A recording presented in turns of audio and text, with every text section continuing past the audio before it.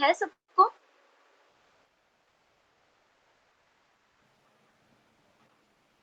Yes ma'am. Okay.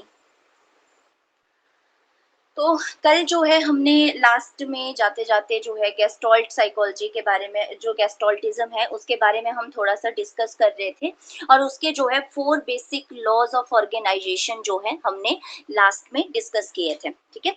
जिसमें आपका सबसे पहले प्रॉक्सिमिटी था, फिर उसके बाद जो है दूसरा हमारा रहा सिम्प्लिसिटी, ठीक है? फिर तीसरा था हमारा सिमिलैरिटी या फिर उनके बीच में differentiation and last is our closure. तो वो जो है आपने चीज़ें ध्यान से पढ़ लेनी है, ठीक है? क्योंकि इनके ऊपर जो है बहुत सारे क्वेश्चंस बनते हैं, तो इसलिए आपने इन चीज़ों को फिर मतलब देखो, मैंने जैसे आपको पहले भी कहा था जब हम शुरू में स्कूल्स ऑफ साइकोलॉजी स्टडी कर रहे थे, अब जो आज पहली बार क्लास लगा रहे हैं या जिन्होंने कल ही पहली क्लास थी जिनकी, उनके लिए भी मैं ये बताना चाहती हूँ कि जो हमने स्कूल ऑफ साइकोलॉजी इससे पहले कर रखे हैं, ठीक है? तो उनमें जो आपको जब भी देखो नया स्कूल जब भी हम पढ़ते हैं, यानी जब भी आपको स्लाइड जब आप ध्यान से देखोगे, तो उसमें जो फर्स्ट स्लाइड है आपकी, ठीक है, उसमें आपका हमेशा इस तरह से रहेगा, आपका सेक्ट भी बोला गया है, ठीक है, उनको स्कूल भी बोला जाता है और सेक्ट ऑफ साइकोलॉजी भी जो है वो बोला जाता है। तो वहां पे आपने जो है जो आपकी सबसे मेन पहली वाली जो स्लाइड है, ठीक है, उस पे आपने ज्यादा फोकस रखना है, जिसपे आपको मेन प्रमोटर मिलेंगे कि जो भी मतलब आपका जैसे 5 स्कूल हमने जो है अच्छे से करने होते हैं, बाकी भी होते हैं पर इन 5 से जो है वो हमारे एग्जाम में आता है, ठीक है? तो इसलिए आपने वो 5 स्कूल अच्छे से करने हैं और उनमें जो आपका सबसे पहला रहेगा, जैसे मेन प्रमोटर आपने ध्यान रखना है। ईयर इनके जो है वो बहुत मतलब वेरी करते रहते हैं, अगर आप नेट पे सर्च करोगे तो कुछ और आएगा, बुक्स पे कुछ और होता है और बुक्स में जो है कई बार ऐसे भी होता है कि मेन जो स्कूल्स के मतलब ईयर है वो नहीं दिए गए हैं, ठीक है? उन्होंने फिर उनको जो भी जैसे पहले कोई भी उसका मेन प्रमोटर रहा, ठीक है, तो उसी के ही बेसिस पे जो है जैसे उन्होंने कोई फर्स्ट थ्योरी दी होगी, तो उसी के ही बेसिस पे जो है आपको ईयर जो है वो बोल दिया जाता है।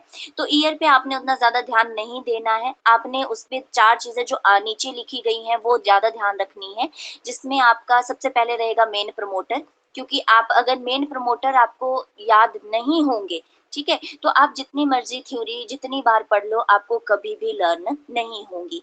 फिर वही रहता है जैसा मतलब होता है ना कि बार बार कि पता होता है कि अरे ऐसा एक्सपेरिमेंट पढ़ा था लेकिन वो कौन सी थ्योरी में आया, तो वो सारी चीजें जो है फिर वो बहुत ज्यादा कंफ्यूजन क्रिएट करती हैं।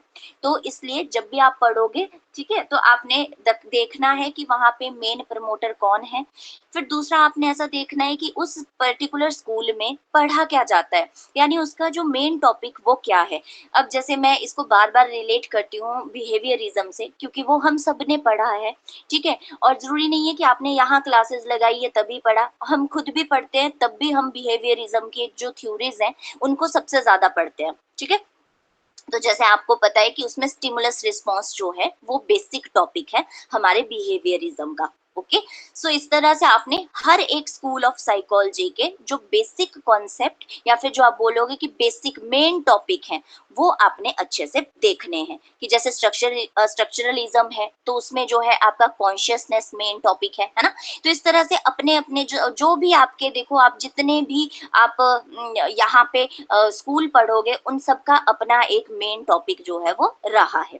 तो ये जो है आपने ध्यान से पढ़ने हैं। और तीसरा फिर आपने कि उनमें जो पर्टिकुलर मेथड यूज किए गए तो वो क्या थे, तो वो जो है चीजें आपको ध्यान में रखनी है। उससे क्या होगा कि आपको इजी हो जाएगा इन मतलब जो आप नई थ्योरीज पढ़ोगे तो वो और भी मतलब इंटरेस्टिंग भी लगेंगी और वो लॉन्ग टर्म तक जो है वो याद भी रहेंगी।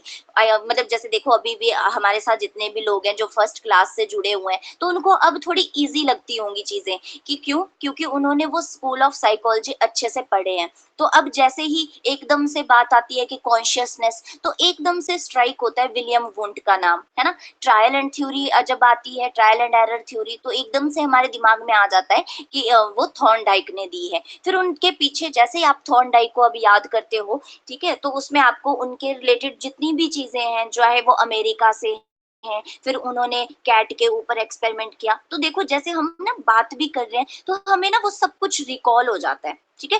तो इस तरह से अब जैसे गेस्टोल्टिज्म था, तो गेस्टोल्टिज्म जो है वो अपने आप में बहुत ही इम्पोर्टेंट टॉपिक है, ठीक है? तो इसलिए आपने इसको अच्छे से पढ़ना है, तो इसके लिए आपको पहले वो वाली स्लाइड जो है वो देखनी पड़ेगी।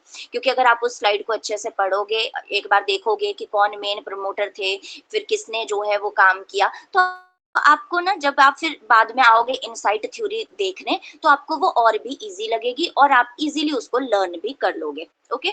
सो ये हम कल कर चुके हैं कि जो हमारा लास्ट था, जैसे हमने कहा था कि जो आपका सिंप्लिसिटी वाला है, ठीक है, जिसमें हम सिमिट्री के अकॉर्डिंग हमारे एलिमेंट्स को जो है वो ग्रुप करते हैं, यानी हमारे जो एलिमेंट है उनका, अब जो गेस्टोल्टिज्म है उसमें वही था कि हम अपने पार्ट्स को क्या करते हैं, इकट्ठा करते हैं, यानी जो हमारे अपने एलिमेंट्स होते हैं चीजों के, ठीक है, उनको हम ग्रुप करते हैं। तो उनको ग्रुप करने के लिए जो है 4 बेसिक पोस्टुलेट दिए गए, जिनके आधार पर हम उन एलिमेंट्स को जो है वो ग्रुप करते हैं। जैसे उसमें सबसे पहले था प्रॉक्सिमिटी, दूसरा है आपका simplicity, third is your similarity and differentiation इकट्ठा है, एंड लास्ट इज क्लोजर। तो जो आपका सिंप्लिसिटी वाला है वो आपका लॉ ऑफ गुड फिगर के नाम से भी जाना जाता है और लॉ ऑफ सिमेट्री के नाम से भी जाना जाता है। तो ये हमने कल कर लिया था, ये मैं जस्ट आपको ऐसे हल्का सा ब्रीफिंग कर रही थी कि ये चीजें आपने पढ़ लेनी है, क्योंकि लास्ट में थोड़ा ये फास्ट फास्ट हमने पढ़ा था, ठीक है? सो नेक्स्ट चलते हैं। अब ये ना हम क्वेश्चंस कल कर रहे थे, बट बीच में जो है वो रह गया था, ठीक है? तो ये जो है, क्योंकि इसके बाद जो मेन टॉपिक आपका, मतलब मेन टॉपिक के जो एक्स्ट्रा क्वेश्चंस थे वो रह गए थे, और ये मैंने डिस्कस तो नहीं किए थे, पर अब मुझे नहीं पता कि आप लोगों ने ये देखे थे नहीं देखे थे, तो इसलिए मैं इनको हल्का सा डिस्कस कर लूंगी आपके साथ। जैसे क्वेश्चन था कि who has propounded the theory of insight. अब सबको पता है कि कोहलर ने दी, लेकिन इसमें नाम कहीं पे भी नहीं है, ठीक है? अब आपने ध्यान से देखो, आपको मतलब ये क्वेश्चन इसीलिए दिया गया कि जितना हमें पता होता है, कई बार क्या होता है कि क्वेश्चन थोड़ा हट फिर के पूछा होता है, ठीक है? तो इसलिए आप ना हमेशा ऐसे नहीं कि नाम याद किए, आपको ये भी पता रखना पड़ेगा कि वो कौन से स्कूल से बिलोंग करते थे। स्कूल यहाँ पे जो है बेसिकली प्रिंसिपल सिद्धांत के लिए ही जो है वो दिया गया है, ठीक है? सो थॉर्नडाइक नहीं थे, क्योंकि वो तो बिहेवियरिज्म में थे, ठीक है? स्किनर भी जो है वो अलग थे, और हैगार्टी अभी तक हमने इनके बारे में नहीं पढ़ा है, और अभी मैं आपको बताऊंगी भी नहीं, ठीक है? क्योंकि जब इनका बारे में, क्योंकि इनके बारे में बहुत ही रेयर क्वेश्चन आते हैं और ये ऑप्शंस के ही ऊपर है, ठीक है? तो इनका बाद में कभी जब हम डिटेल में कोई चीज करेंगे, तो फिर उसके बाद जब आएगा बीच में कोई टॉपिक इनका, तो मैं आपके साथ ही इसको डिस्कस करूंगी। ओके, तो अब हमारे पास जो है लास्ट एक ऑप्शन बचती है, दैट इज योर गेस्टोल्ट साइकोलॉजिस्ट। तो इसमें जो इसका सीधा सीधा आंसर होगा वो क्या होगा, आपका गेस्टोल्ट साइकोलॉजिस्ट। बिकॉज जो आपके कोहलर थे वो क्या थे, एक वन ऑफ द, मतलब मेन फाउंडर, ठीक है? जो आपके मतलब सारे मेन फाउंडर हैं, तो उनमें से जो है एक थे, दैट इज और कोहलर, और जो कि एक गेस्टोल्ट साइकोलॉजिस्ट थे। तो इन्होंने जो है थ्योरी ऑफ इनसाइट जो है वो दी थी। अच्छा जी, अभी आज याद है आपको कि किसने जो है वो गेस्टोल्टिज्म के जो मेन प्रमोटर हैं? Yes ma'am. Wertheimer. Wertheimer. Koffka. कल पूछा था मैंने। Yes ma'am. वर्डेमर, ठीक है? तो वर्डेमर जो है वो इसके मेन प्रमोटर जो है वो रहे हैं। फिर बाद में जो है आपके 3 और आए हैं, जैसे आपका कोहलर हो गए, Koffka and Kurt Lewin. Okay, so next चलते हैं, तो इसका आंसर जो है वो आंसर बी होगा। अब आपको अगला क्वेश्चन था कि which of the following is not a law of Gestalt. तो अब जैसे हमने पढ़े कल, है ना, अभी भी आज भी हमने जैसे क्लास शुरू हुई तो हमने एकदम से जो है इनका पढ़ा था। तो इसमें जो है सबसे पहले आता है आपका लॉ ऑफ क्लोजर। तो ये तो हमारा सबसे मेन ही जो लॉ था वो है इसका गेस्टोल्ट का, क्योंकि हमने कहा था ना कि जो भी, मतलब हमें क्लोजर में वो चीज ऐसी लगनी चाहिए कि वो एज अ यूनिट है, ठीक है? मतलब आप कोई भी जैसे सेट बनाओगे, पूरा एलिमेंट का सेट बनाओगे जब, तो आपको वो पता लगना चाहिए कि वो पूरी एक ही यूनिट है। तो यही आपका लॉ ऑफ क्लोजर जो है वो कहता है। फिर लॉ ऑफ प्रॉक्सिमिटी, ये भी जो है सबसे इंपॉर्टेंट था, जिसमें आपको पता था कि नियर चीजें, यानी एक चीज दूसरे से कितना नियरली है ना, उनमें कितना नियरनेस है, और दूसरा जो है उनमें कितना सेम पैटर्न है, यानी उनके पैटर्न के अकॉर्डिंग जो है उनको ग्रुप किया जाता था एलिमेंट को। तो ये जो है आपका लॉ ऑफ प्रॉक्सिमिटी है, ठीक है। फिर third is law of good figure, जो कि आज ही हमने पढ़ा कि जैसे जो आपका लॉ ऑफ सिंप्लिसिटी है, यानी जो जिसमें हम कहते हैं कि जो एलिमेंट्स होते हैं हम उनको ग्रुप करते हैं अकॉर्डिंग टू देयर सिमेट्री, मतलब उनकी जो सिमेट्री है, उनका जो शेप है उसके अकॉर्डिंग, और जितना वो सिंपल होंगे आपके लिए, ठीक है, तो उस तरह से हम उनको जो है वो ग्रुप करते हैं। अब यहाँ से अगर आपसे क्वेश्चन ये पूछ लिया जाए कि इसको लॉ ऑफ गुड फिगर किसने कहा था, यानी law of good figure was given by anybody? Pragnanz Pragnanz Pragnanz, ठीक है, जो प्रज्ञास थे, प्रज्ञास भी है हिंदी में से प्रज्ञास, तो उन्होंने जो है लॉ ऑफ गुड फिगर जो है वो दिया है, ठीक है। बाकी पोस्टुलेट का ऐसा कोई पर्टिकुलर नेम नहीं है, लेकिन इनका आ जाता है अलग से, तो इसलिए आपने ये बिल्कुल भी जो है वो किसी और के साथ कंफ्यूज नहीं करना है इसको। तो लॉ ऑफ गुड फिगर जो है वो किसने कहा था? प्रज्ञास ने कहा था, और उन्होंने ही ये दिया है, ठीक है। अब लास्ट बचता है हमारा लॉ ऑफ ओपोनेंट प्रोसेसेस। तो इस तरह का लॉ जो है हमने कोई भी गेस्टॉल्ट में अभी नहीं पढ़ा है, तो इसलिए ये जो है आपका गेस्टॉल्ट का लॉ नहीं है। तो जब भी आप कभी भी टेस्ट में बैठे हो और आप क्वेश्चंस कर रहे हो, तो आपने ऐसे एकदम से जो है वो जल्दबाजी बिल्कुल भी नहीं करनी है। आपने पहले क्वेश्चन को ध्यान से पढ़ना है, क्योंकि कई बार ऐसे भी हो जाता है कि बाद में आप जो है बहुत सारे लॉज पढ़ लेते हो, फिर बाद में जो है वो प्रॉब्लम कर देता है, ठीक है। और जितने भी लोगों का ये है, आप नोट्स अगर बना रहे हो, है ना, तो आपने नोट्स जो हैं वो ऐसे नहीं बनाने कि कॉपी में बस बहुत सारी थ्योरी लिख दी, ऐसे नोट्स मत बनाना। जो भी मतलब पहली बार अगर साइकोलॉजी के नोट्स बना रहे हैं, तो काइंडली जब भी आप बनाओ तो हमेशा उसमें एक पेज ऐसा रखो जिसमें आपका पूरा ओवरव्यू हो। जैसे हम लोग ना ऐसे बिल्कुल फ्लो चार्ट बनाते हैं ना, तो वैसे जो है या तो बिल्कुल आप टॉपिक शुरू होने पे, क्योंकि देखो जब भी हम कॉपी खोलते हैं तो हम आगे से ही खोलते हैं, ठीक है। तो इसलिए जो फर्स्ट आप कभी भी टॉपिक शुरू करो तो फर्स्ट में आप जो है उसकी जितनी भी मेन चीजें हैं, जैसे आपको पता लग गया कि गेस्टॉल्ट है, अब उसमें एज अ होल जो है वो लर्निंग को बोला गया है, ठीक है। फिर उसकी क्रिटिसिज्म जो लाइन है, उसकी जो क्रिटिक लाइन है, तो उन्होंने कहा था कि जो सम ऑफ पार्ट होते हैं इज मोर देन होल, कि जब भी आप किसी भी चीज के भागों को इकट्ठा करते हो तो वो हमेशा जो है होल जो मतलब पहले था उससे ज्यादा होते हैं। तो ये जो है गेस्टॉल्ट का एक सबसे बड़ी क्रिटिक लाइन थी, ठीक है। फिर उसके बाद जो भी आपका की इनसाइट थ्योरी है, तो उसको गेस्टॉल्ट थ्योरी ऑफ लर्निंग भी बोला जाता है। पूरी लाइंस नहीं बनानी है, बस ऐसा हाईलाइट टर्म जो है वो आपने अपने नोट्स में लिखनी है, जिससे क्या होता है कि जब भी मतलब पूरा थ्योरी पढ़ने का टाइम भी नहीं मिले तो आपको एटलीस्ट रिवीजन सा मिल जाए और आपको एकदम से जो है वो चीजें रिकॉल हो जाए। सो नेक्स्ट चलते हैं, तो इनको हिंदी में जो है वो निकटता का, समापन और अच्छे आंकड़ों का, जैसे आपके जो फिगर होते हैं उनको कहते हैं आंकड़े, ठीक है। तो अच्छे आंकड़ों का नियम भी जो है वो कहा जाता है। सो नेक्स्ट इज ऑल्सो ऐसा ही सेम क्वेश्चन था, ठीक है, जिसमें कहा गया कि the law which is not a part of gestalt views of learning. तो सिमिलैरिटी है, ठीक है, प्रॉक्सिमिटी ये भी है, क्लोजर ये भी है। अब लास्ट था लॉ ऑफ यूज। अब देखो ये लॉ ऑफ यूज जो है ये भी आपका एग्जिस्ट करता है, ठीक है, और मैंने ये आपको बताया भी है कि लॉ ऑफ यूज जो है वो कौन, थॉर्नडाइक का कौन सा लॉ जो है उसको लॉ ऑफ यूज कहा जाता है? कोई भी जिसको याद है, which law of Thorndike is known as law of use? है किसी को पता?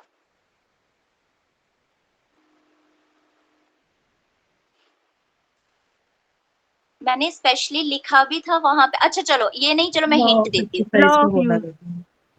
Law law of of use exercise. Answer है ना इसका।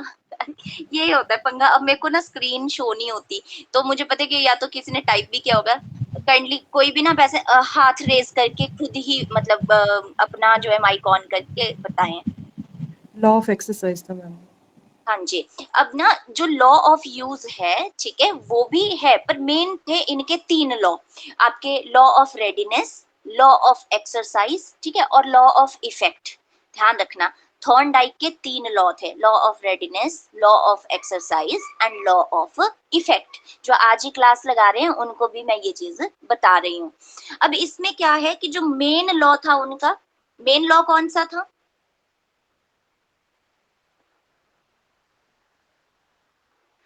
तो लॉ ऑफ एक्सरसाइज जो है वो 25 उनका, हाँ जी, ठीक है। तो लॉ ऑफ एक्सरसाइज जो है वो थॉर्नडाइक का मेन लॉ था। आप बस ऐसे याद रखना कि उसने बिल्ली के ऊपर बार बार अभ्यास किया था। फिर बिल्ली क्या कर रही थी, बार बार जो है वो एक्सपेरिमेंट, मतलब अगेन वो उछल रही थी, ठीक है। फिर उससे क्या हुआ, गलती से उससे एक बार जो है लीवर खुल गया, जिससे वो बाहर आ गई और उसने जो फिश का टुकड़ा था वो खा लिया, ठीक है। तो इस तरह से उस पे क्या किया था उन्होंने, ट्रायल एंड एरर, मतलब वो बार बार ट्राई करती थी, फिर गलती करती थी, फिर बाद में बार बार एक्सरसाइज करके वो सीख गई, ठीक है। तो ये जो उनका मेन लॉ था, law of exercise, is also known as law of use.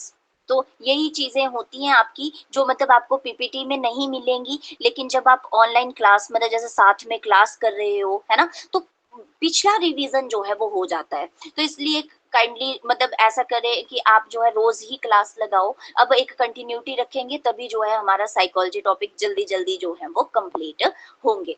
So law of use जो है वो थॉर्नडाइक का लॉ है, ना कि गेस्टॉल्ट का, ठीक है। तो ये जो है इसका आंसर रहेगा कि लॉ ऑफ यूज जो है वो आपका गेस्टॉल्ट दृष्टिकोण का हिस्सा नहीं है। तो इसका आंसर जो है वो डी होगा। बाकी मैंने यहाँ पे भी लिख दिया था, ठीक है, कि the law of use is given by Thorndike in his trial and error theory of learning. Okay, जिसमें जो है उसमें क्या था, उसमें कहा गया था कि जो मॉडिफिएबल कनेक्शंस होते हैं is made between a situation and a response, that connection strength is other things being equal और इनक्रीज्ड। यानी कि जो आपका लॉ ऑफ एक्सरसाइज है उसका ही बेसिक मान के चलेंगे, उसमें यही था कि आप जो है बार बार जो है अपनी चीजों में, यानी स्टिमुलस को आप रिस्पॉन्स करते हो, सिचुएशन को आप रिस्पॉन्स करते हो, तो उससे क्या होता है, आपका आपका जो है वो अदर चीजों के साथ जो कनेक्शन होता है वो स्ट्रॉन्ग होता है, स्ट्रेंथन होता है, ठीक है, और उसके बराबर होता है और वो बढ़ता ही रहता है, ठीक है। तो बार बार अभ्यास करने से जो है वो हम लर्निंग को अच्छे से सीख सकते हैं। तो ये था हमारा आज तक का, अभी तक का जो भी आपने मतलब वहां पे पढ़ा, ठीक है। अब हम यहाँ से थोड़ा सा अब मॉडर्नाइजेशन की तरफ भी आना अब शुरू करेंगे, ठीक है। और मैं आपको पहले ही बता दूं कि मैं पहले जो है मतलब एक होता है ना एक सिस्टमेटाइज टर्म में कि मतलब डेवलपमेंट पढ़ा दूं फिर पेडागोजी, तो मुझे उससे ज्यादा अच्छा ये लगा, मतलब अगर मैंने खुद, अब मुझे नहीं पता कि आप लोगों को क्या, मतलब चलो अब मैं पूछूंगी जरूर आपसे कि किस तरह से जो है ये चीजें करनी चाहिए, बट मुझे ये लगता है कि जो चीजें ना जैसे डेवलपमेंट हो गई है ना, या फिर जो आपके बेसिक स्टेजेस होती हैं, है ना, वो हमने खुद भी पढ़ी होती हैं, तो उनको जो है हम थोड़ा लास्ट में करेंगे।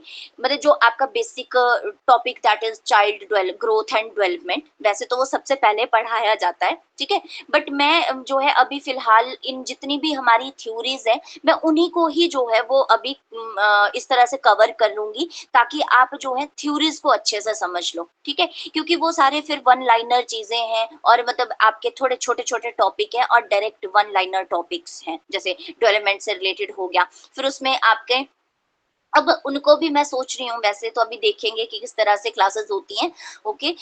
तो मैं ऐसे सोच रही थी कि आपका जैसे ना मेन नाम, जैसे हमें पता है कि जीन पियाजे हैं, तो हम पहले ना उन्हीं के बारे में जैसे पढ़ेंगे तो उनके कंट्रीब्यूशन क्या है, मतलब उस तरह से, यानी हम जो है अब पहले ऐसे लोग साइकोलॉजी पढ़ाते हैं अकॉर्डिंग टू चैप्टर, जैसा टॉपिक चलेगा फिर उसमें जिनके कंट्रीब्यूशन, बट मैं जैसे खुद भी स्टडी करती हूँ तो मुझे इजी ऐसे लगता है कि आप जो है साइकोलॉजिस्ट को पहचानो, ठीक है, पहले मतलब आप उनको जानो कि वो कौन है, उन्होंने किस में काम किया है, फिर उसके बाद जो है उनसे रिलेटेड टॉपिक भी हम मतलब कर ही लेंगे। जैसे अभी हमने गैस्ट्रोल्टिज्म, तो अब इसमें जो है हमने जो आपके देखो कोहलर के बारे में थोड़ा सा स्टडी करा, ठीक है, तो अब जैसे हमें उनके बारे में पता चल गया तो उससे हमने पूरा ही गैस्ट्रोल्टिज्म जो है वो कवर कर लिया है। तो ऐसे ठीक रहेगा या फिर आपको टॉपिक वाइज करना है? अब इसी कि तरह अपने से अपने, ठीक है। है ना, मतलब मुझे भी यही लगता है कि आपके जैसे अगर आपको साइकोलॉजिस्ट, अब जैसे ज्यादातर हर्डल यही होती है, मैक्सिमम लोगों का यही होता है कि हमें साइकोलॉजिस्ट जो है वो याद नहीं होता, तो मुझे ऐसे लग रहा है कि हम लोग ऐसे ही कंटिन्यू करें तो ये ज्यादा बेटर है। तो चलते हैं आज, तो आज की जो हमारी न्यू थ्योरी है that is your social learning theory. अब ये जो आपके पुराने साइकोलॉजिस्ट थे, ठीक है, अब हम उनसे हटके जो मॉडर्न साइकोलॉजिस्ट हैं, अब हम उनकी थ्योरीज को जो है वो लर्न करेंगे, ठीक है, और इनको जो है डिटेल में स्टडी करेंगे। सो हमारी जो अब नेक्स्ट थ्योरी है that is your social learning theory, ठीक है। इसको हिंदी में कहा गया है सामाजिक शिक्षण सिद्धांत, क्योंकि जो अब हम साइकोलॉजी से अब थोड़ा सा पेडागोजी की तरफ आएंगे। अब आजकल जो है वो साइकोलॉजी से ज्यादा पेडागोजी को जो है वो ज्यादा प्रेफरेंस दी जाती है, यानी जो हम अपनी पेडागोजी में जितने भी आप एक्सपेरिमेंट्स करते हो चाइल्ड के ऊपर, ठीक है, वो सारे जो हैं इन सभी से ही जो है वो प्रमोट हुए हैं। यानी जितनी भी हम, अगर हमने पुराने जितने भी जैसे बिहेवियरिज्म में जिन्होंने काम किया, गेस्टोल्टिज्म में जिन्होंने काम किया, अगर आप उनकी थ्योरीज अच्छे से पढ़ते हो तो अब आप मॉडर्नाइजेशन जो जितनी भी थ्योरीज आएंगी उनको आप अच्छे से एक्सप्लेन कर सकते हो खुद को, ठीक है। सो अब आते हैं, तो सोशल लर्निंग थ्योरी जो है that was given bye Albert Bandura, ठीक है। अल्बर्ट बंडूरा जो है वो आपके बहुत जाने माने जो है सोशलिस्ट रहे हैं, ठीक है, और सोशल साइकोलॉजिस्ट जो है ये रहे हैं, और ये जो है आपके स्टैनफोर्ड यूनिवर्सिटी में इन्होंने जो है पढ़ाया भी है, ठीक है, और वहां पे ये सोशल साइंस के जो है वो प्रोफेसर रहे हैं, ठीक है, और इनकी अभी ही 2021 में जो है वो डेथ हुई है, ठीक है। सो इनका जो है बहुत ज्यादा कंट्रीब्यूशन रहा है हमारा। अगेन अब यहाँ से मैं आपको एक और चीज बताऊंगी, ये बिहेवियरिज्म में इनका बिल्कुल काम नहीं था, ठीक है। यानी अगर मैं आपको बोलूँ ना कि जैसे बिहेवियरिज्म की थ्योरीज हमने देखी, जहाँ पे हमने जो है कैट और मतलब थॉर्नडाइक का एक्सपेरिमेंट देखा, ठीक है, पेवलोव का एक्सपेरिमेंट पढ़ा हमने, इनका ना थोड़ा हटके था, ठीक है। ये जो है आपके जो बिहेवियरिज्म की थ्योरीज थी उनका ये थोड़ा सा मतलब ऐसे ओपोनेंट करके जो है इन्होंने अपनी थ्योरी दी। जैसे गेस्टोल्टिज्म था, उसने भी स्टिमुलस का यूज तो किया, लेकिन फिर भी उसने स्टिमुलस को अपने अकॉर्डिंग जो है वो बता दिया, ठीक है। उसने कहा कि स्टिमुलस नहीं है, मेन है कि आपके सामने जो प्रॉब्लम है उसको आप अपनी सूझबूझ से किस तरह से जो है वो उसको जो है वो सामना करते हो, उसको सॉल्यूशन उसका निकालते हो, ठीक है। तो अब ये जो सोशल लर्निंग थ्योरी थी, अब इसमें अल्बर्ट बंडूरा ने क्या कहा, अब इसने जो है सीधा सीधा जो आजकल के जैसे चाइल्ड हैं, ठीक है, उनमें हमारे एनवायरनमेंट का क्या प्रभाव पड़ता है, या हम अपने आसपास की चीजों से नकल करके कैसे सीखते हैं, वो जो है इन्होंने एक्सप्लेन किया। तो अब जैसे हम अपने आसपास के एनवायरनमेंट और हमारे अपने आसपास का जो हमारा कल्चर है उससे जब हम प्रभावित होते हैं, ठीक है, उसके साथ हम जो चीजें सीखते हैं वो जो है हमारी सोशल लर्निंग थ्योरी में जो है इन्होंने बताई। अब जैसे देखो आपका वर्ड ही कह रहा है सोशल लर्निंग, यानी जो आपकी सोसाइटी आप पे जो है आपके बिहेवियर पे इम्पैक्ट डालती है, ठीक है, उससे जो आप लर्न कर रहे हो, उनसे जो आप चीजें सीखते हो, उसी को जो है अल्बर्ट बंडूरा ने अपनी थ्योरी में जो है वो एक्सप्लेन किया, ठीक है। अब इनका क्या एक्सपेरिमेंट था उससे पहले जो है हम ये जान लेते हैं इनको थोड़ा सा। तो इनका जो बर्थ है दैट इज 4 दिसंबर 1925, ठीक है। इनका जो बर्थ हुआ है वो 4 दिसंबर 1925 में हुआ है, और इनकी डेथ जो है वो 26 जुलाई 2021 में हुई है। बट जैसे मैंने पहले कहा है कि आपको टाइम पीरियड उतना ज्यादा इम्पोर्टेंट नहीं होता है, ये फेमस से नाम है तो ऐसे हल्का सा कि आप जब एग्जाम पे कभी भी जाओ, ठीक है, क्योंकि अब आजकल जो है मैचिंग वाले क्वेश्चंस ज्यादा आ रहे हैं, स्टेटमेंटल क्वेश्चंस ज्यादा आ रहे हैं, तो इसलिए थोड़ा सा अगर मान लो कॉम्प्लिकेटेड करना ही हो तो इसलिए जो है हमें थोड़ा सा ईयर का जो है वो ध्यान रखना है। बाकी आपने ऐसा मतलब बहुत ज्यादा डिटेल में कि कितना दिसंबर ऐसे याद रखने की जरूरत नहीं है, ठीक है। सो इनका जो टाइम पीरियड है दैट इज 1925 से लेके 2021 तक है। अब अगेन ये कौन से साइकोलॉजिस्ट रहे, तो ये जो है आपके कैनेडियन अमेरिकन साइकोलॉजिस्ट है, सबसे इंपॉर्टेंट है, ठीक है। अब देखो जैसे आपने पुराना रिलेट किया ना, इसको भी वैसे ही रिलेट कर लो। तो बताइए जी, इससे पहले कौन से हैं American psychologist? Thorndike, Skinner. Thorndike है, स्किनर है, ठीक है, और तीसरे आ गए हमारे अल्बर्ट बंडूरा। तो ये जो अल्बर्ट बंडूरा है ये भी आपके जो है अमेरिकन, पर ध्यान रखना कि साथ में कैनेडियन वर्ड भी है। ओके, सो ये कैनेडियन अमेरिकन साइकोलॉजिस्ट जो हैं वो रहे हैं। बाकी पेवलव थे तो वो रशियन के थे, जो मतलब हमने अलग से पढ़े हैं। ठीक है, तो ये जो है हमारे इस तरह से अमेरिकन साइड।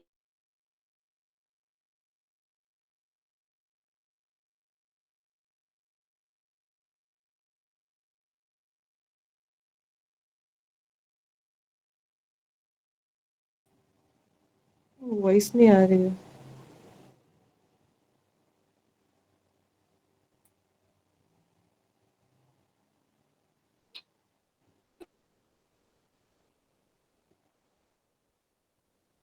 क्या है, पेवलव ने डॉग के ऊपर किया है। ठीक है, और जो स्किनर है उनका आपका रैट और पिजन का जो एक्सपेरिमेंट है वो सबसे फेमस है। ठीक है, सो अल्बर्ट बंडूरा के बारे में अब चलते हैं।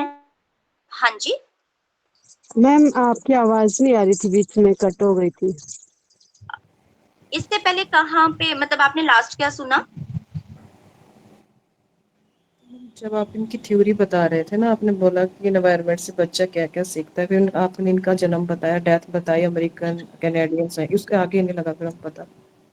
उसके आगे मैंने सिर्फ जो पुराने वाले थे ना हमारे, जैसे थॉर्नडाइक, ठीक है, पेवलव और स्किनर, मैंने उनसे रिलेटेड ही चीजें बताई, जो कि मतलब हम हमेशा ही रोज ही क्लास में डिस्कस करते हैं कि उन्होंने, जैसे उन्होंने जो एक्सपेरिमेंट किए थे वो जीते जागते मतलब आपके एनिमल के ऊपर किया था। बस वही बताया कि थॉर्नडाइक ने जैसे कैट के ऊपर किया है, पेवलव ने डॉग के ऊपर किया है, ठीक है, और स्किनर ने जो है वो रैट और पिजन के ऊपर एक्सपेरिमेंट किया था। लेकिन जो आपके अल्बर्ट बंडूरा हैं, इन्होंने बच्चों के ऊपर एक्सपेरिमेंट किया था, पर नाम दिया था बोबो डॉल एक्सपेरिमेंट। ये मैंने कहा कि जैसे ऐसा नहीं सोचना है कि इनका जैसे बोबो डॉल है तो किसी डॉल के ऊपर एक्सपेरिमेंट हुआ था, तो ऐसा नहीं है। इन्होंने बच्चों के ऊपर ही एक्सपेरिमेंट किया था, पर वो एक्सपेरिमेंट के लिए इन्होंने जो है एक डॉल का यूज किया था, जिसको फिर बोबो डॉल कहा गया था। तो अब क्लियर है? जी मैम। ओके जी, चलते हैं। तो अब मेन है पहले तो कि सोशल लर्निंग थ्योरी। तो social learning theory was developed by Albert Bandura, suggest that people learn by observing others. तो इसकी जो सबसे इंपॉर्टेंट लाइन है जो अल्बर्ट बंडूरा ने कही थी, ठीक है, इनका जो सबसे मेन टॉपिक रहेगा, ठीक है, कि इन्होंने ये सजेस्ट किया था कि जो पीपल हैं वो लर्न करते हैं बाय ऑब्जर्विंग अदर्स। अब जैसे आपने इससे पहले इनसाइट थ्योरी में भी पढ़ा ना कि वो भी जो है नकल करते हैं, ठीक है, लेकिन उसमें मेन था कि अपनी सूझबूझ का ज्यादा जो है बताया गया, नकल पे उतना ज्यादा जो है उन्होंने नहीं किया था कि दूसरों को इमिटेट करके। हालांकि उन्होंने बताया था कि जैसे क्योंकि उनका एक्सपेरिमेंट चिंपैंजी के ऊपर था, ठीक है, और मंकीज की जो है वो होती है इस तरह से प्रवृत्ति कि वो दूसरों को देख के इमिटेट करके भी जो है वो चीजें करते हैं। बट उनका जो मेन था वो था आपका कि अपनी सूझबूझ यानी अपने इनसाइट अंतर्दृष्टि से आप चीजों को कैसे हैंडल करते हो, ठीक है। बट जो अल्बर्ट बंडूरा है, इन्होंने अपनी थ्योरी अपनी एक्सपेरिमेंट से जो है ये फिर बाद में पूरा बता दिया था कि जैसे पीपल होते हैं, लोग होते हैं, अक्सर आपने बच्चों को भी देखा होगा, जैसे छोटे बच्चे होते हैं, ठीक है, तो वो कैसे सीखते हैं। अब जैसे उनके अगर आप गेम्स को भी जो है वो देखोगे तो उनकी बेसिकली गेम्स होती हैं, जैसे अपने आसपास वो चीजों को देखेंगे, जैसे बच्चे खेलते हैं ना घर घर, फिर वो जो है अपने पेरेंट्स को इमिटेट करते हैं, यानी जैसा घर का माहौल होता है वो उनके प्ले में भी देखने को मिलता है, ठीक है। तो यही एक्सपेरिमेंट जो है वो अल्बर्ट बंडूरा का भी था।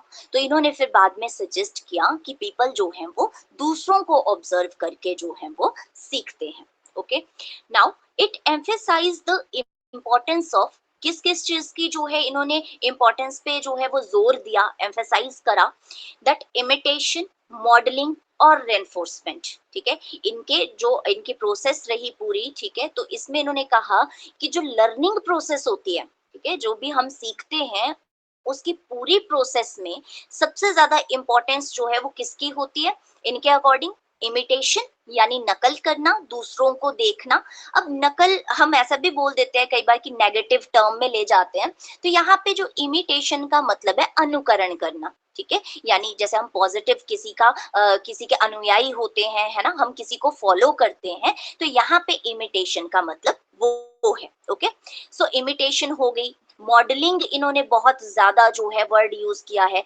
इवन आप आगे भी देखोगे तो इन्होंने जो है मॉडल रोल जो है वो बताया है, ठीक है।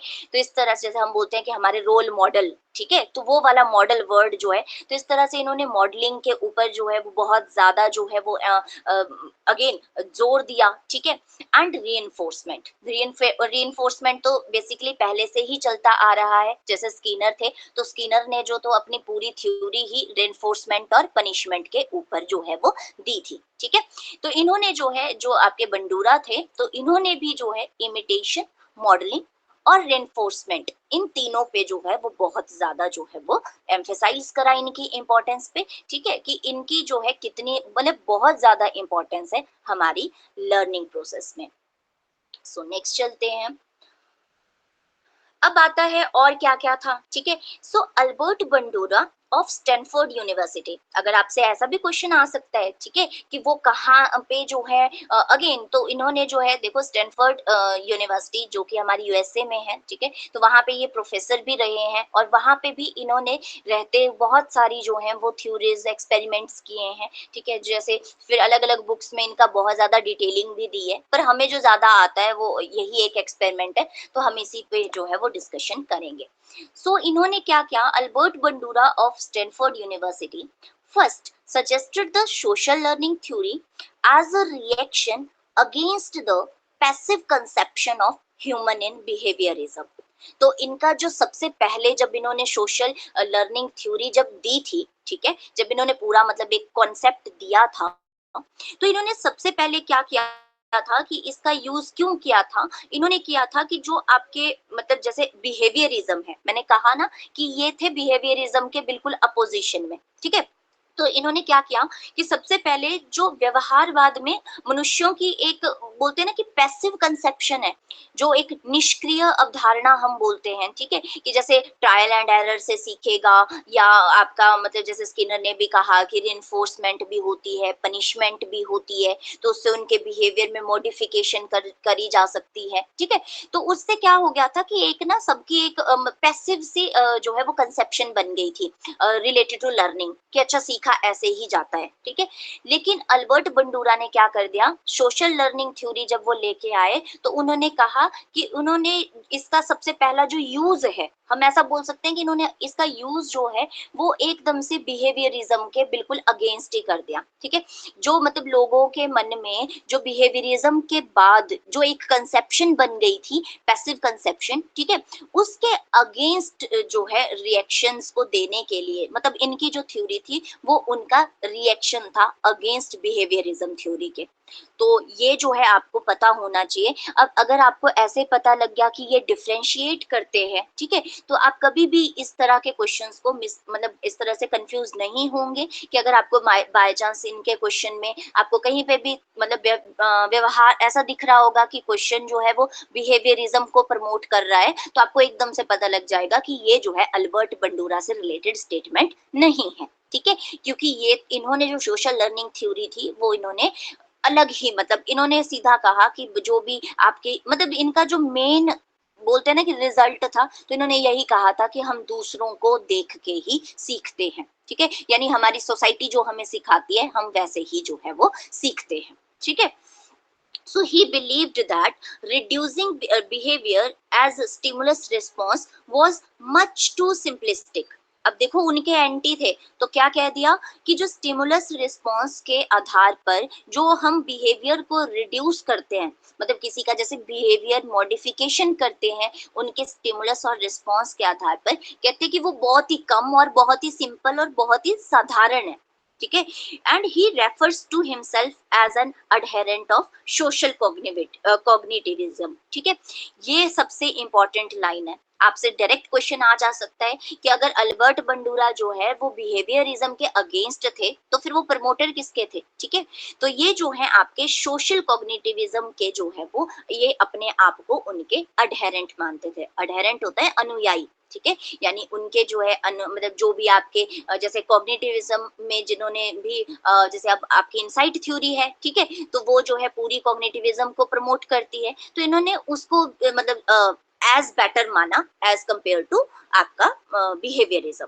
ओके, तो इन्होंने मतलब ये डायरेक्ट इनकी लाइन थी। आपसे क्वेश्चन ये भी पूछा जा सकता है कि किसने कहा था ऐसा, ठीक है, तो इन्होंने जो है अल्बर्ट बंडूरा ने ये कहा था कि स्टिमुलस रिस्पांस जो है वो बहुत ही, अगर उस स्टिमुलस रिस्पांस की वजह से आप बिहेवियर में जो है वो मॉडिफिकेशन कर रहे हो, उसको कम कर रहे हो, ठीक है, तो वो बहुत ही मतलब बहुत ही ज्यादा सिंपलिस्टिक है, ठीक है। सो इसलिए जो है इन्होंने थोड़ा सा उससे हटके क्या जो है अपनी एक थ्योरी निकाली, दैट इज और सोशल लर्निंग थ्योरी। और हिंदी में जो है कॉग्निटिव कल भी हमने बताया था, ठीक है, कि कॉग्निटिविज्म को जो है वो संज्ञानात्मकता बोलते हैं, ठीक है, तो ये जो है आपने ध्यान में रखना है।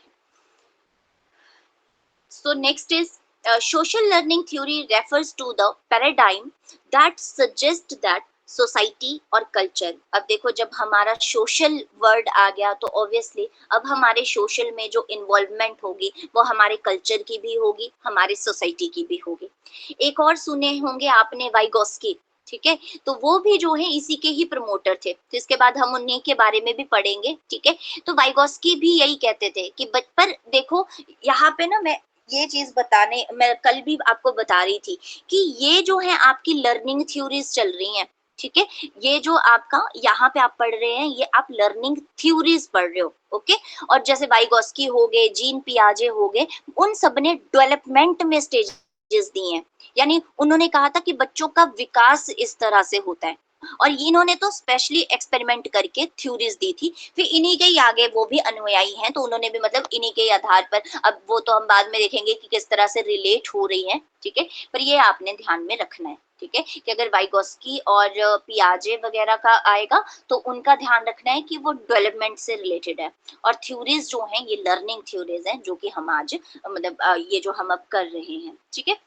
सो इन्होंने कहा था कि society culture passes on its norms to individual within a group, कि कहते हैं कि जो सोशल लर्निंग थ्योरी है, ठीक है, वो क्या है, वो उस पैराडाइम होता है प्रतिमान, ठीक है, टर्म्स भी पढ़ लिया करो, इंग्लिश में जरूरी है, सिनोनियम्स एंटोनियम्स भी आते हैं।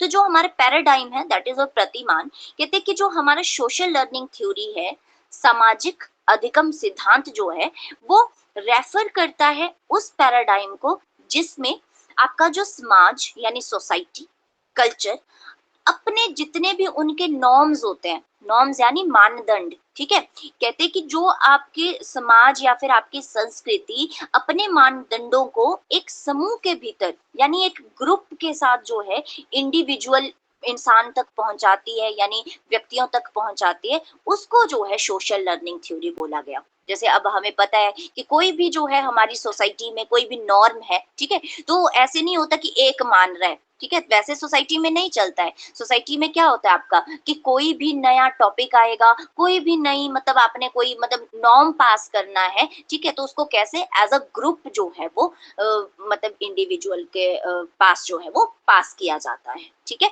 तो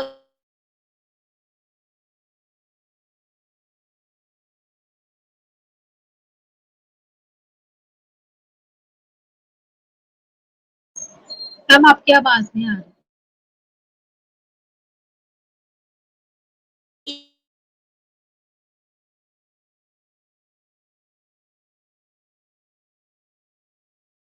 जो ह्यूमन होते हैं वो ऑब्जर्वेशन मतलब वो दूसरों को अवलोकन करते हैं, देखते हैं कि वो किस तरह से काम कर रहे हैं, ठीक है, फिर उन्हीं के जो है वो अनुकरण करके जो है वो चीजों को करते हैं, ठीक है। जैसे अब आपको अब हमें हम सबसे ज्यादा अगर मैं देखो तो किससे प्रभावित होते हैं, अब जैसे हम अपने रोल मॉडल किसी को बनाते हैं तो हम कैसे बनाएंगे, या तो हमारे पेरेंट्स हमारे रोल मॉडल होते हैं या तो हमारे टीचर रोल मॉडल होते हैं। वैसे ही आपने हट के भी देखे होंगे कई, तो जैसे एक्टर हो गए है ना, मूवी हो गई, उसका कोई आपका लीडर या फिर ऐसे पॉलिटिकल लीडर, मतलब इस तरह से जो है, जो हमारी सोसाइटी में जिन्होंने कुछ मतलब ऐसे बोलते हैं कि हासिल कर लिया है, या फिर मतलब जो उनको प्रभावित, जिनका नेचर जो है वो चाइल्ड को प्रभावित करेगा, हम उसी को ही क्या मानते हैं, अपना रोल मॉडल जो है वो मानते हैं। तो ये जो हम रोल मॉडल की बात कर रहे हैं, इनको भी जो है अल्बर्ट बंडूरा ने जो है वो मतलब ऐसे डिफरेंशिएट किया था, ऐसे एक ही तरह के रोल मॉडल नहीं रखे थे उन्होंने, ठीक है। तो उन्होंने इनके बेसिस पे इनको भी अलग अलग जो है वो बांटा था। तो कह रहे कि that people learn by watching models and imitating the models behaviour. तो अब क्या करते हैं कि जैसे लोग जो है वो कैसे अपने मॉडल्स को देखेंगे, ठीक है, फिर वो देखेंगे कि वो कैसे काम करते हैं, वो अपनी चीजों को किस तरह से जो है वो मैनिपुलेट करते हैं, ठीक है। तो उनका बिहेवियर जो है वो नोट करते हैं, उनके बिहेवियर को देखते हैं, और फिर उसके अकॉर्डिंग जो है वो लोग सीखते हैं। तो यही जो है हमारे सोशल लर्निंग थ्योरी का मेन कॉन्सेप्ट था। सो नेक्स्ट इज, अब जैसे मैं आपको बता रही थी, ठीक है, तो आप पहले मॉडल के बारे में समझ लेते हैं।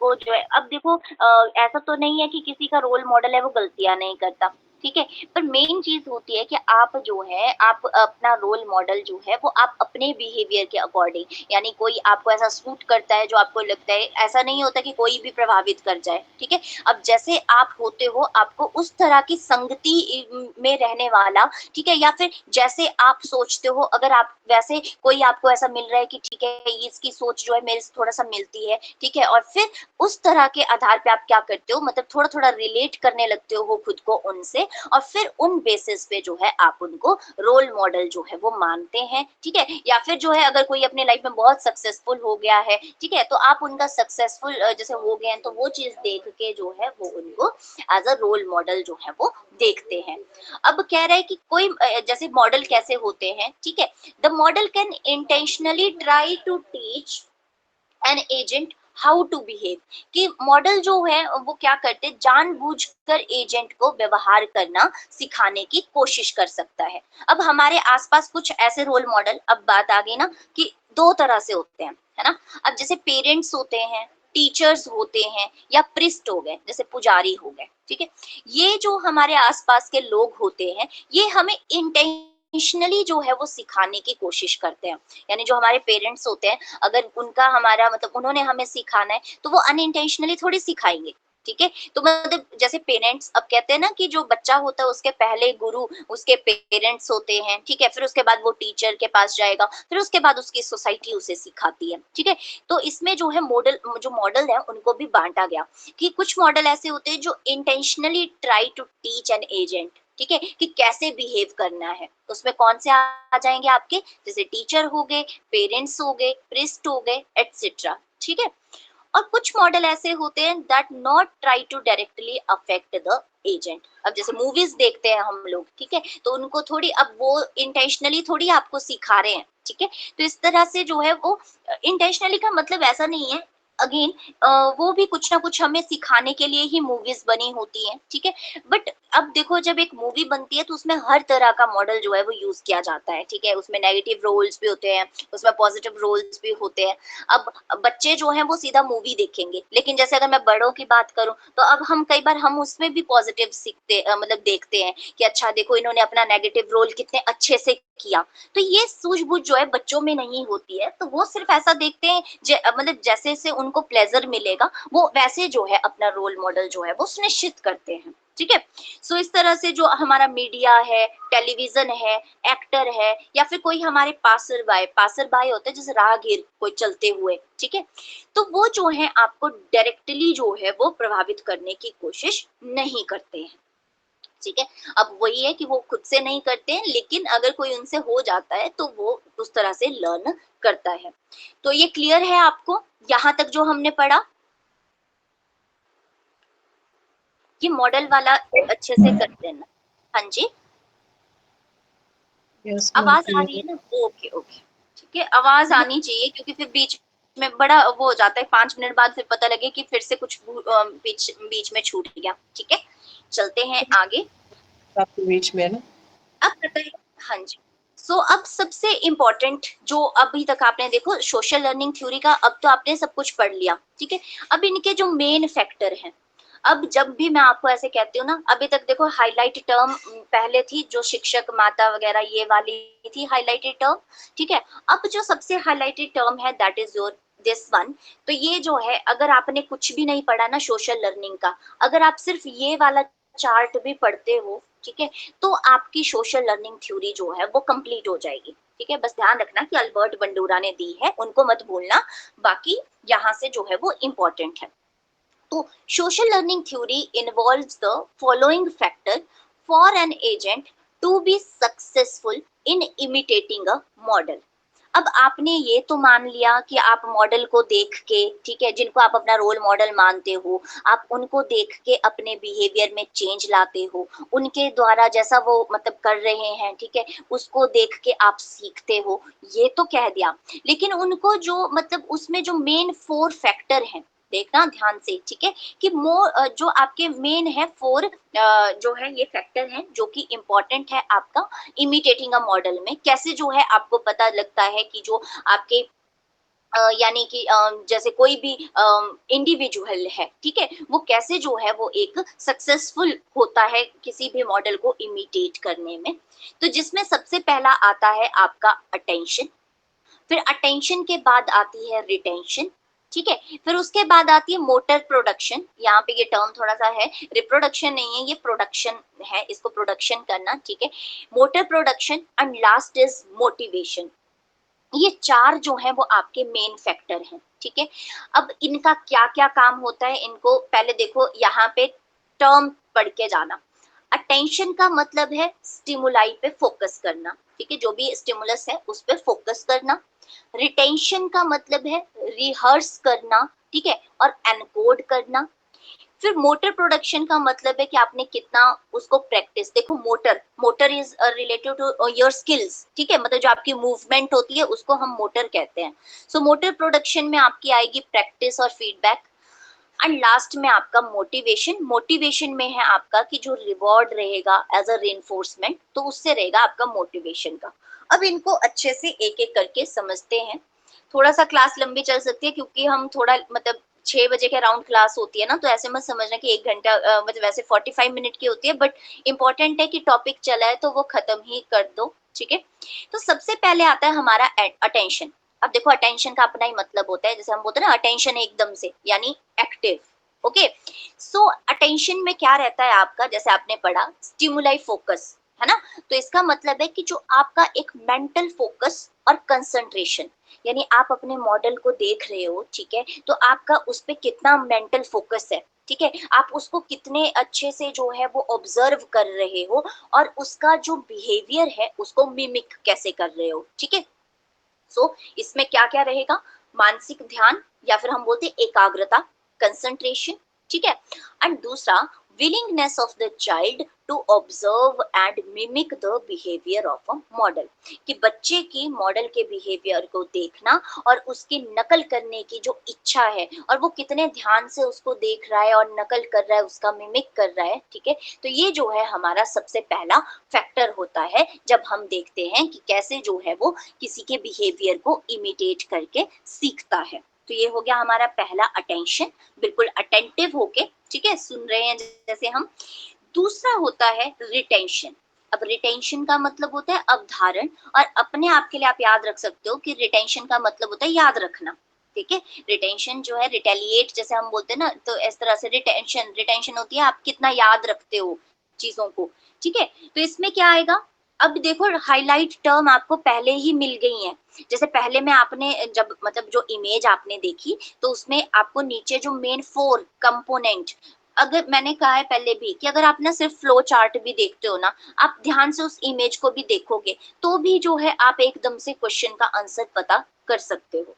अब जैसे पहले में हमने देखा फोकस लिखा था, स्टिमुलाई फोकस, है ना, तो अटेंशन का मतलब है कि मेंटल फोकस और कंसंट्रेशन। अब रिटेंशन के नीचे लिखा था आपका रिहर्स और को एनकोड। तो इस यहाँ पे वही चीज है कि आप जो है to encode the behaviour in the memory, पहले तो कि आपने जो है चीजों को किस तरह से अपने यानी जो भी उनका बिहेवियर है उसको अपनी स्मृति में या फिर हम बोलते हैं ना कि अपनी मेमोरी में जो है वो किस तरह से आपने उसको एनकोड कर लिया है, याद रख लिया है, ठीक है। And ability to store information. और अगेन कि आप अब जैसे मूवी देख ली, ठीक है, लेकिन अब वही बात है ना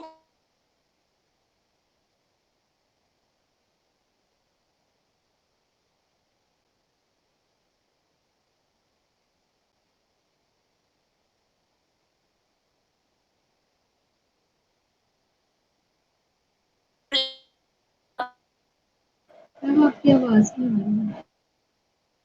अब इसमें क्या होता है, इसमें जो agent must be able to emulate what he observe from the model. अब रिटेंशन से होता है कि उसने याद किया कि वो बिहेवियर कैसा था, ठीक है।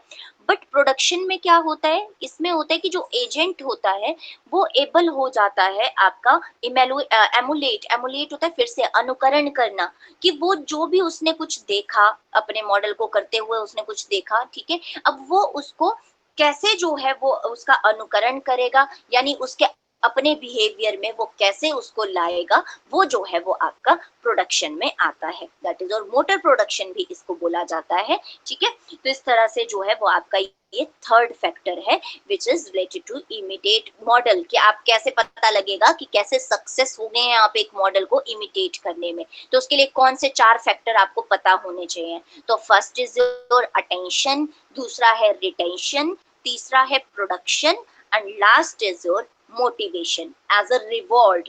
ओके, फिर लास्ट में क्या होगा कि the agent must will to perform the observed act. और लास्ट में आप ऐसा देखेंगे कि जो एजेंट है यानी उसको थोड़ा मतलब अगर वो कोई चीज उसने देखी तो उसको उससे देखने पे उसको जो है थोड़ा रीइंफोर्समेंट मिली या नहीं मिली, ठीक है। यानी अब हमें पता है ना कि कोई चीज हमें अच्छी लगेगी हम तभी उनको जो है वो करेंगे, ठीक है। अगर उसका रिजल्ट अच्छा मिलेगा तभी जो है हम उनको इमिटेट करेंगे। सो इसलिए the agent must will to perform the observed act, कि लास्ट में जो भी उसने अपने मॉडल को देखा है उसके द्वारा देखे गए कार्य को करने की इच्छा जो है वो होनी चाहिए। तो ये जो है 4 फैक्टर है जो कि आपके अफेक्ट करते हैं आपके इमिटेशन में, ठीक है, कि कैसे जो है आपने अपने मॉडल के बिहेवियर को इमिटेट करना है और कैसे जो है बच्चे उनको इमिटेट करने में सफल होते हैं। तो क्लियर है ये भी, इससे कोई किसी का कोई क्वेश्चन।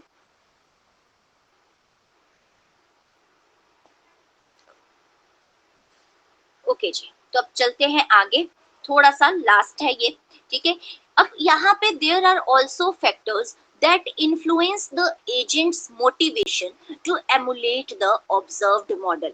अब हमने ये तो पढ़ लिया कि जो 4 आपके जैसे बेसिक जो हमने पढ़े, ठीक है, कि वो किस तरह से जो है वो मतलब बेसिकली आपको जब आप इमिटेट कर रहे हो किसी मॉडल का बिहेवियर तो उसमें जो फैक्टर होते हैं वो इम्पोर्टेंट होते हैं, यानी ये 4 जो हैं आपके बिल्कुल इम्पोर्टेंट होते हैं जो होने चाहिए, अटेंशन, रिटेंशन, प्रोडक्शन और मोटिवेशन। ओके, बट अब इसके अलावा कुछ ऐसे भी फैक्टर्स होते हैं, ठीक है, जो देखे गए जो आपका मतलब आपके द्वारा जो मॉडल आपने देखा, ठीक है, उनका अनुकरण करने के लिए जो है जो एजेंट की मतलब मोटिवेशन है। अब बेसिकली कि जो लास्ट में हमने पढ़ा ना कि मोटिवेशन होनी चाहिए, तो मोटिवेशन को अफेक्ट करने वाले कौन से जो है वो फैक्टर है।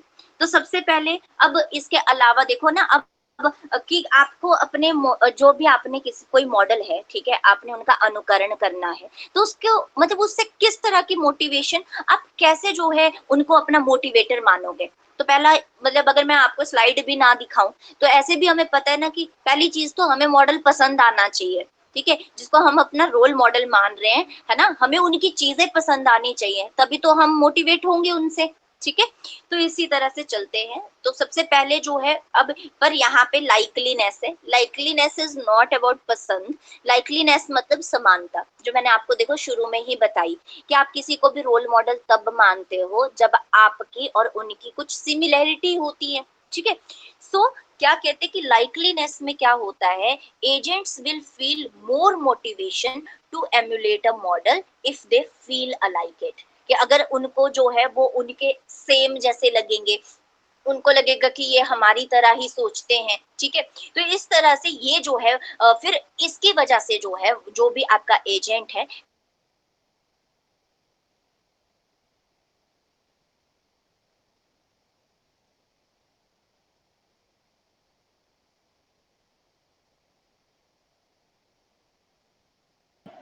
मैम आवाज नहीं आ रही है। लाइकलीनेस समानता। दूसरा है हमारा कंसिस्टेंसी। अब दूसरा जो इफेक्ट है वो कौन सा है, फैक्टर हम बोलेंगे कि दूसरा जो फैक्टर है वो क्या है हमारा, दैट इज योर कंसिस्टेंसी, यानी स्थिरता। ठीक है। अब आप जो है, अगर मान लो आपके सामने कोई ऐसा इंसान है, ठीक है, आपका कोई ऐसा, मतलब अगेन मॉडल नहीं है, चलो मैं पहले मॉडल नहीं बनाती, लेकिन अगर मान लो कि आपके सामने कोई ऐसा इंसान है जो बार बार अपनी बात बदलता है, क्या आप उसको अपना रोल मॉडल मानोगे? Ma'am good evening. हाँ जी, होगी खत्म फिर से। हाँ आज का टाइम जरा हो गया, इससे आगे फिर रिकॉर्डिंग में दिक्कत हो जाएगी।